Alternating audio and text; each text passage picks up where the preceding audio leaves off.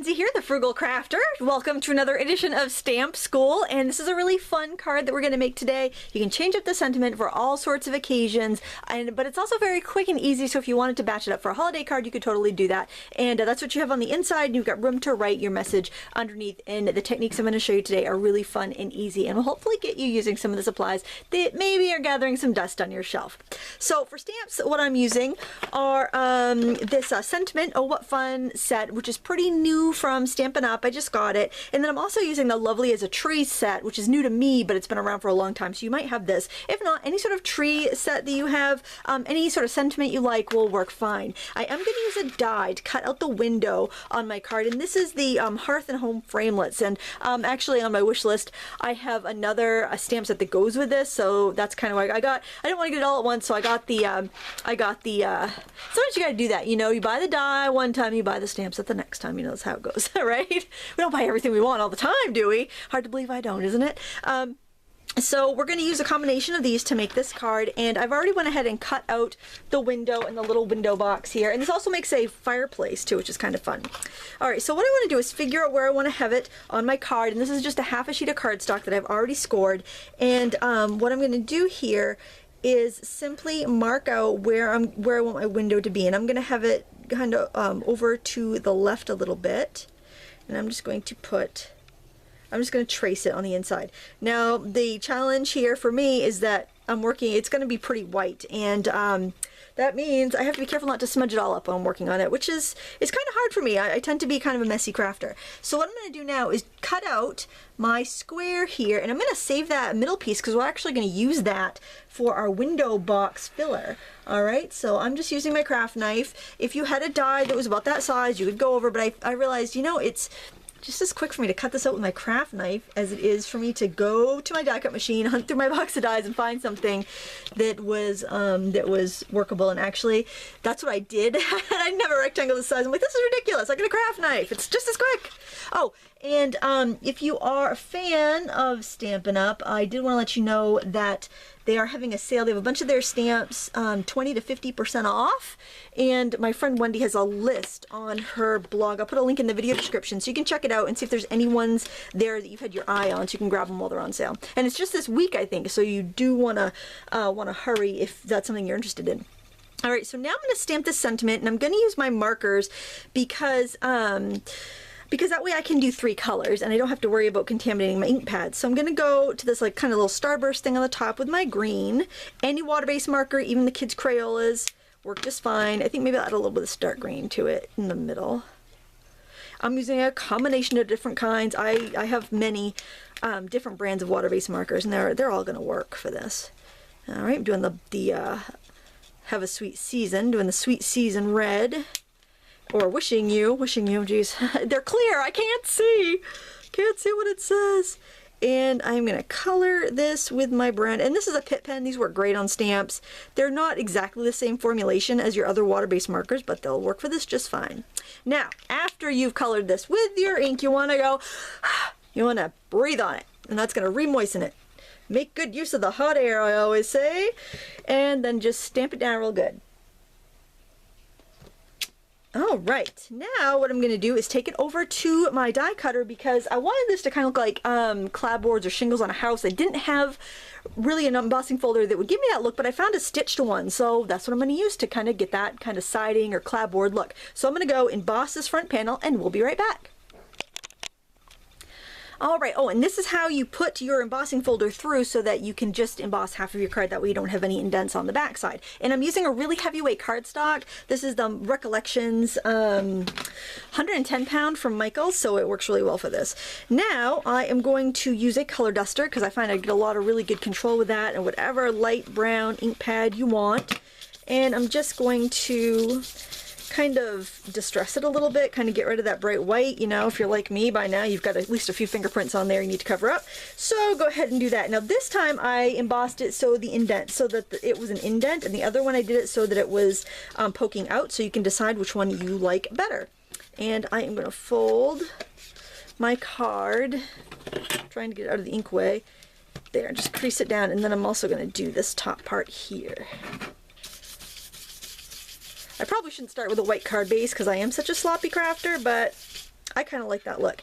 And I wanted to make the Wishing You stand out a little bit more. So what I like to do, we're going to be using you can either use your Gelatos or water-soluble oil pastels or watercolor crayons. Well, watercolor crayons aren't going to work as well in the next technique that I'm going to show you, but anything like that. I actually think for the next time we're going to do the Gelatos might work a little bit better because they are available in a little more pastel of a shade, but it's really not that big of a deal. But you are going to want some fun foam because I'm going to show you how you can make your very own homemade blender that's going to work really good for this technique. Alright, I just wanted to get a little something there just to make it stand out and then kind of mask any imperfect stamping I might have done. Hard to believe. And then our little window is going to go right there. I'm not going to glue that down quite yet. We're going to go to the inside and we're going to stamp our trees. And I'm using waterproof ink. I'm using Ranger Archival. Get that right here, and I'm telling you, you don't have to go buy fancy things. I'm going to show you my non-fancy. This is one of those dollar, you know, what do you call it? Those things that photo frames. You put your photos in it and you stick it on the fridge, right? Except the magnet fell off. So I thought, you know what? It's just acrylic. I could use this as a stamp mount. And actually, it's a really great stamp mount, especially for bigger stamps, because sometimes they tend to skip in areas and you can really push them down good with this. So there you go. $1. Big stamp mount for $1. I think it's a great bargain. Alright, so I want to make sure that my my stamp's going to be seen through my window, so I got to make sure that at least some of it is under there. I want it high enough so that I have room to write a sentiment, so I think that's pretty good. I'm just going to press that down really well. There, thumbs up for if you like cheap stamp supplies. Alright, and we have to let that dry, and while that's drying, I think we'll flip this right over and we will glue down our window and we will work on our little window box. So what I'm using here is the fine tip glue pen, which actually I just found out works really well for gluing sequins. And if you've ever tried gluing sequins, like I sent a few DIY Christmas cards last year and I didn't intend to because I used Mod Podge to glue down some of my sequins and that didn't stick. It did not keep. So sorry about that if you're on my Christmas list and you got a few scattered sequins over here around your house because they just, like, you know, all, oops, got a little crazy with the glue there, because they all just kind of fell off the card. Sorry about that. Sending recipients an activity. Well, I don't know who built this house, but it's got a crooked window, but that's all right. I'm not going to worry about it. I'm going to take this scrap that we cut from the inside of our window, because waste not, want not, right? Why? I don't know why I'm talking a million miles a minute. I have no idea. Sorry about that, guys.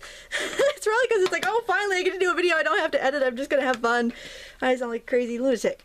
And I've lost my window box cutout, wouldn't you know? All right, well, we'll find that in a minute. If not, I'll just go cut another one.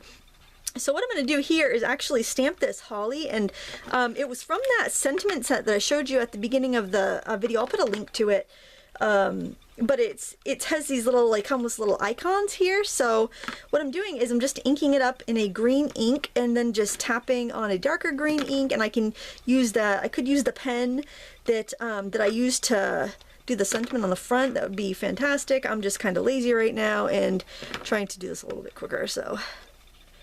Of course, though, if you had the pen and the ink pad, like Stampin' Up! And a lot of companies have the pens and the ink pads that match, and you could just do that. I mean, that would work. Do whatever you want to do. I'm not the boss of you. I'm not the boss of stamping. Really, I'm not. Alright. Don't want any more. Is that enough? I don't know. You know what? I always like more. I never know when to quit, so I'm just going to put a couple more there. And now I'm going to take this pen, the red pen that I used for the sentiment, and I'm just going to dab on some little berries here and there. Give it that nice festive touch. I'm going to head out to Boy Scouts tonight with my son and help them decorate some wreaths for their big wreath sale. I'm totally in the Christmas spirit. Alright, now we're going to cut this out because you don't have a fancy die for that. I mean, we just kind of built that right now, so everyone still remember how to use their scissors?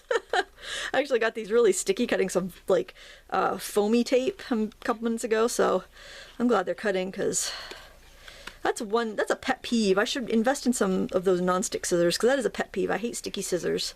And I live in a house with 3 children, so I know all about sticky scissors. There, we're just gonna cut that down like that. And speaking of foam tape, if I haven't lost it already, I've got some. So I thought I stuck some to my, I did, I stuck it here so I won't lose it. I'm gonna stick that, do I want to stick it right there? You know what, I think I do. And now where is that window box piece? It can't be too far because I just had it right here, darn it. Where did you go, little window box piece? Here you are. Silly little thing trying to hide from me. Alright, so hopefully I can conceal the foam tape when I put the window box piece down. It's an adventure. It's a crafty adventure. It's a crafty adventure, and I'm not editing today, gosh darn it. Not gonna do it. Just not. Not today, friends. And let's see, I want my window box to kind of peek. There, and we'll just, I'm gonna need more tape, I think. Well, maybe not. Maybe not, because I think I'm gonna stick that right in that ink pad. Already there. Can you see? You can see. It's a miracle. Alright, I'm gonna stick that there. I'm gonna stick this top piece on top of our crooked little window in the house that Jack built. There we go. So we've got a window box. Now we're going to go in here and I'm going to show you something pretty fantastic. So what I did was I stamped this, just the bottom of it, on this edge of my scrap paper. So I got the hills. Let me show you what I mean. I don't use the indexes on my stamp, so I stamped it there and then I cut the hills. See the hills there? There we go. And I don't like those indexes because the index stickers, because if they make them fall, they make my stamps fall off the blocks, and I find that very irritating, and I'm not somebody who likes to be irritated, so so I got rid of them.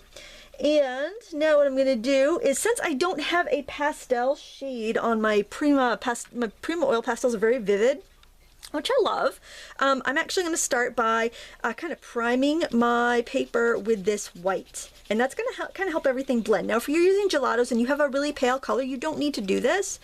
But since I'm using these and they're a little more vivid, I really feel like I need to do this. So then I'm going to start thickly adding my color to my paper. I'm not adding it on, I'm adding it on my scrap paper, I'm not adding it on my background. And then I'm taking this marvelous thing, which is, it's a clothespin. I put a little cotton ball on it and then I put some fun foam on the top and put an elastic on there, a rubber band to hold it all in place.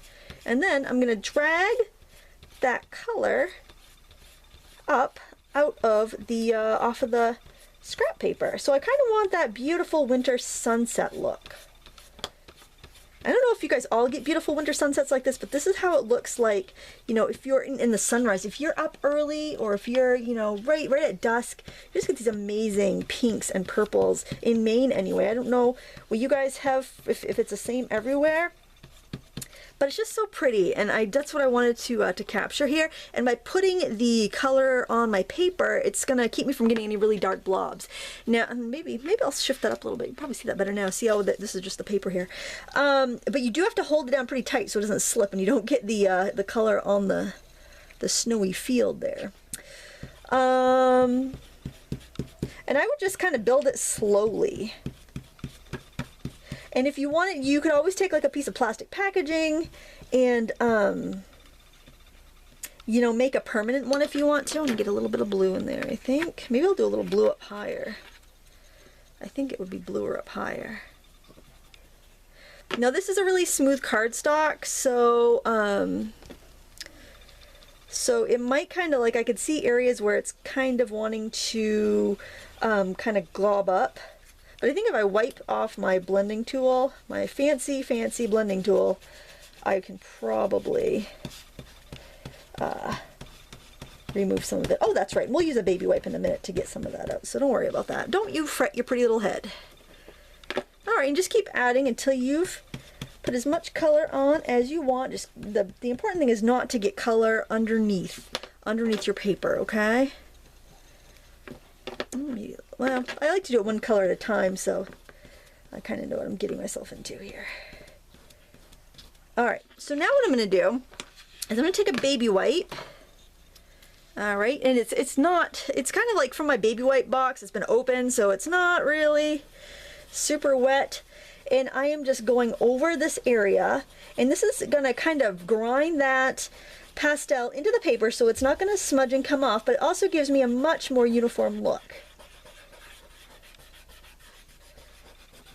I kind of like these rough edges. If you want to go in and fuss with it and, you know, practice this technique and make it a little bit smoother, you can do that. Or maybe if you want like a little more blue up here or something, you can totally do that. I wouldn't worry about it too much. I think you could kind of get into that situation where, you know, you overwork it, or you just, well, let me just do one more thing, and then before you know it, you've kind of fussed with it so much that you've kind of taken away the magic of it.